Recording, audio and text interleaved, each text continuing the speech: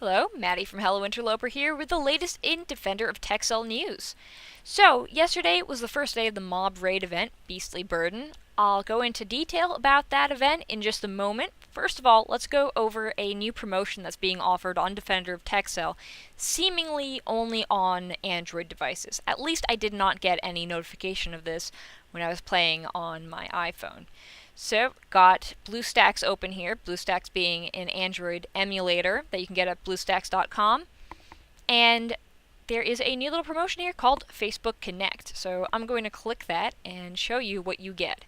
So, for connecting your account to Facebook, you can get 10 Nux bits, 10 Voxite, and 5 pavilions. And it's a one-time reward for connecting. And just in case you guys aren't exactly sure what these are, Nux bits, you recover 1 BP each with a Nux bit.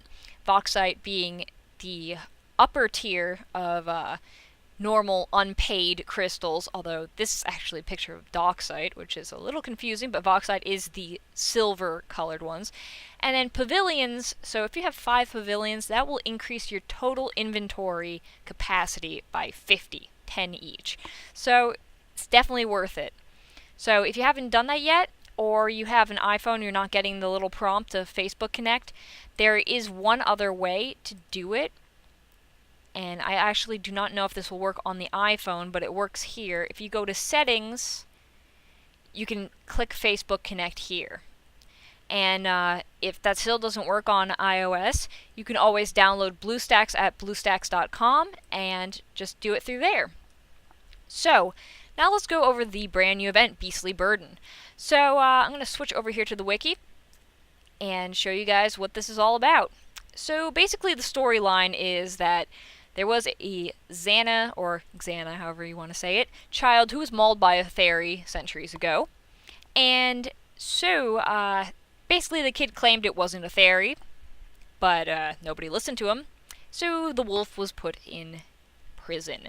So now the child is the new crowned Xana king and basically releases him to exact his revenge. Except he's exacting his revenge on the Exos, pretty much insinuating that the kid was originally mauled by the Exos, not the actual wolf, and he was innocent all along. So, that being said, there's another thing to look at here. We have seemingly a new silhouette here. Well, not only the king, but there also seems to be some kind of new dragon fighter here. Whether or not we'll see that in the coming event, we don't know. But this is the Paragon, Gara.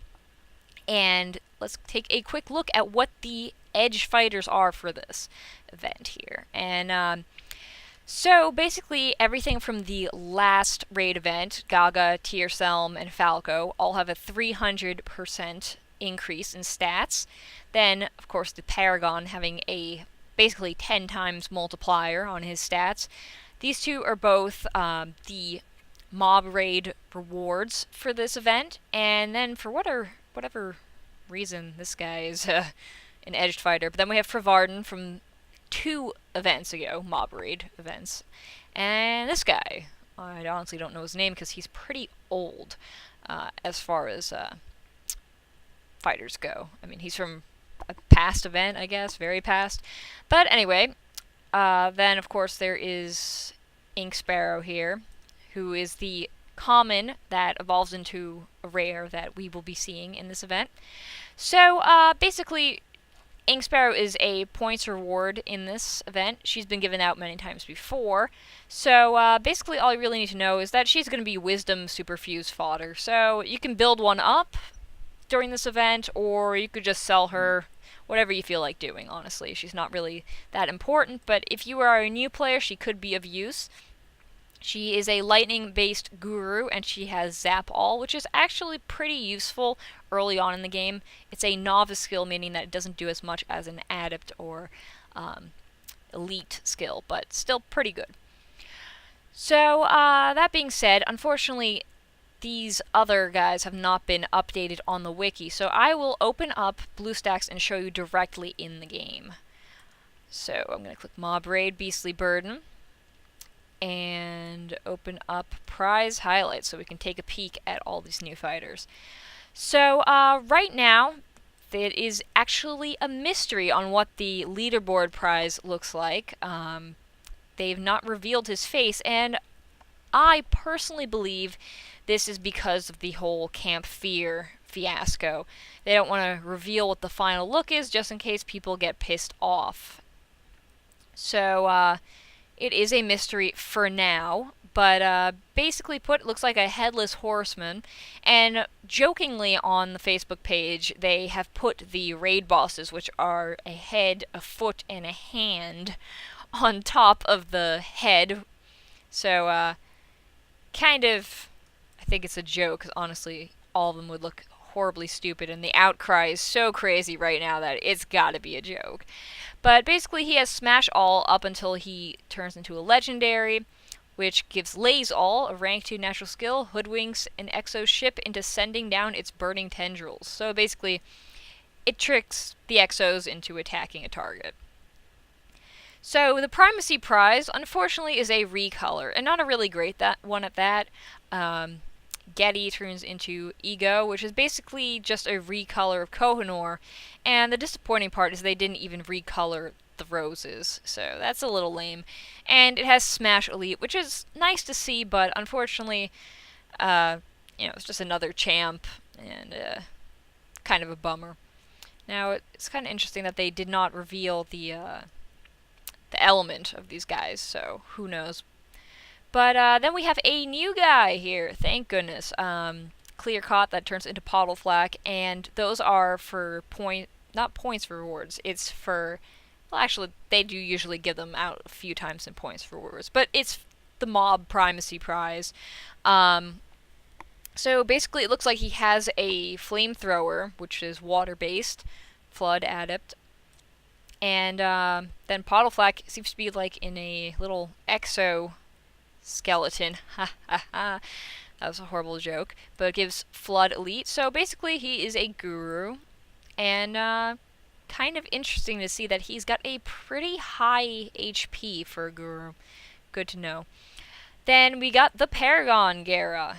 And he's got a new skill called Impale. Makes a foe relive the most gut-wrenching moment of his life. So basically, the animation for that is a giant board full of horrible spikes goes down upon the enemy.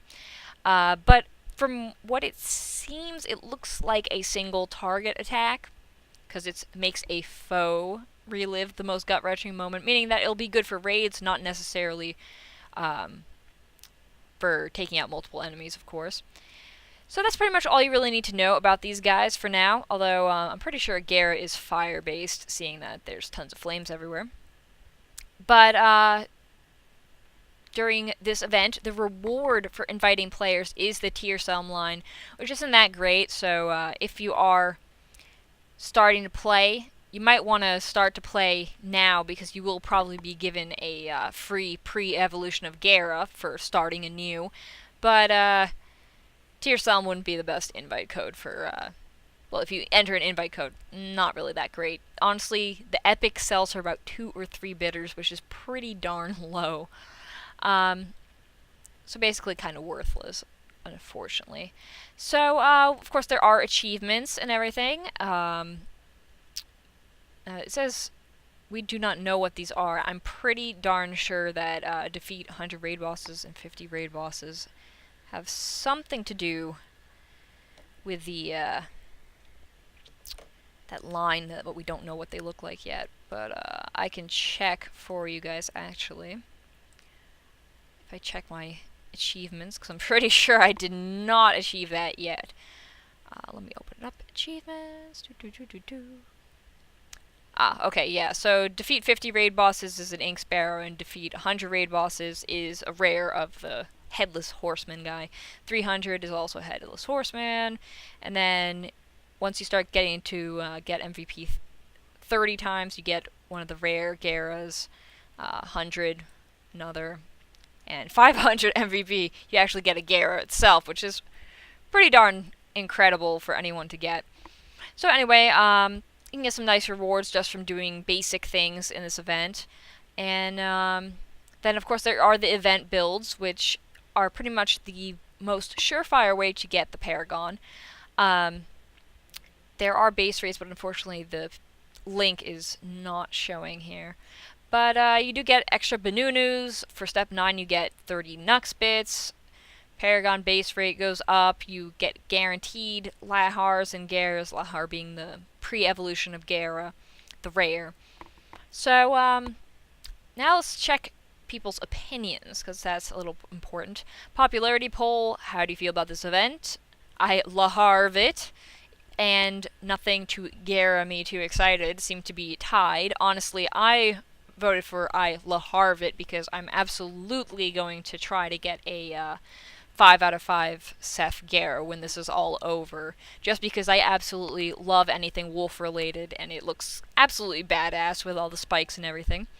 4 people voted for What a Beastly Burden on My Time, which is kind of a bummer, of course, because that's a little bit negative. Come on, if you're going to be playing this game, enjoy it a little bit. But I know that some people are a little bit bummed with the elimination of the old style mob raid, where it used to be each boss was kind of a little struggle between both teams. Whoever beat the boss with the most HP gone won that boss, per se, rather than anyone participating winning the boss. That was a little more competitive, but of course meant a lot less rewards, so I know some people are not very happy about that. But it's been this way for quite a while, so pretty much how it works from now on. So, feel free to sound off in the comments about whether or not you like this event, but basically, one thing that you really need to know about the raid bosses is that there are 3 raid bosses. There is the hand, the foot, and the head. And actually, I believe the foot is called Hind Kicker, which I found pretty hilarious. But they do have a certain pattern of attacking, and the hand will attack everyone first. Well, let's think of it this way. You select 3 lines for one turn, and that means that the enemy also gets to hit back 3 times. And, of course, then there's 3 turns of choosing 3 lines. So basically, the pattern for the hand goes AoE, single target, for the first turn. Single target, AoE, single target for the second turn. And then it goes back to AoE, single target for the last turn.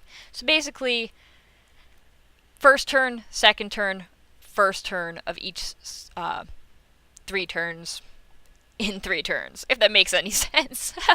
So the foot, on the other hand, is first single target, AoE, single target, and then it goes AoE, single target, and then depending on the level, the higher level being, 45, 60, so on and so forth, it will go back to single target, AoE, single target. Now, on the lower levels, it'll just use single target sometimes for all the last of the 3 turns. So, that's just something to keep in mind. The head has not appeared in any of my mob raids yet, so I can't exactly say what his pattern is or how he's going to work. But in a few previous events, we've seen it's just pretty much you could do 1 damage per hit and people just have to whittle it down, or sometimes it's just a crazy boss that requires a lot of strength. So, we don't know what it'll be like, but kind of looks like a Terminator head, firing a laser from its eyes or something like that. So, I guess we'll see how that boss works later. So, as I said before, sound off in the comments about whether or not you like this event, or any of the fighters, if you think that Kohinoor recolor is kind of lame, because I kind of do. Just my opinion. Honestly, I don't see why we need another recolor of a motorcycle-based fighter when the motorcycle event already passed. Kind of don't recolor those kind of things that were exclusive, but whatever. So anyway, good luck in this event, everyone. Take care.